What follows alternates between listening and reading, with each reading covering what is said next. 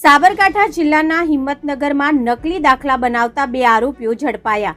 નગરપાલિકા મામલતદાર કચેરીના ખોટા સિક્કાનો ઉપયોગ કરતા સાબરકાંઠા એલસીબીએ કાર્યવાહી કરી।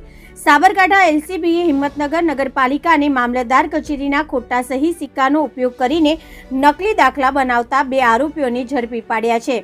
પોલીસે તેમની પાસેથી ₹1,05,850નો મુદ્દામાલ જપ્ત કર્યો છે। એલસીબીના પીઆઈના જણાવ્યા અનુસાર ટીમને ટેકનિકલ અને હ્યુમન સોર્સ દ્વારા બાતમી મળી હતી।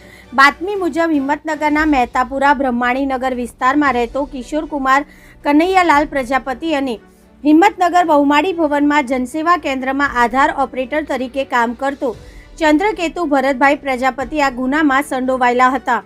આ બંને આરોપીઓ એવા લોકોના આધાર કાર્ડ અપડેટ કરવા માટે નકલી દાખલા બનાવતા હતા જેમની પાસે જરૂરી દસ્તાવેજોનો અભાવ હતો।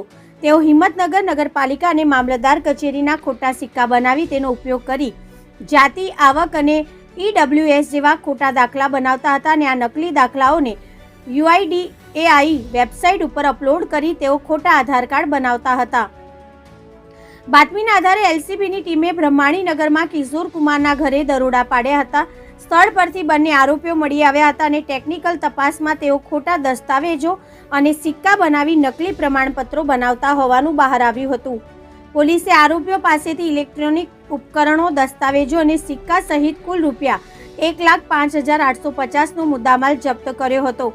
આ અંગે હિંમતનગર બી ડિવિઝન પોલીસ સ્ટેશનમાં ફરિયાદ નોંધાવવામાં આવી હતી। પોલીસે ગુનો નોંધી બંને આરોપીઓની ધરપકડ કરી વધુ કાર્યવાહી હાથ ધરી છે। Reporter Hamid Mansuri, BN news Gujarati, Sabarkantha.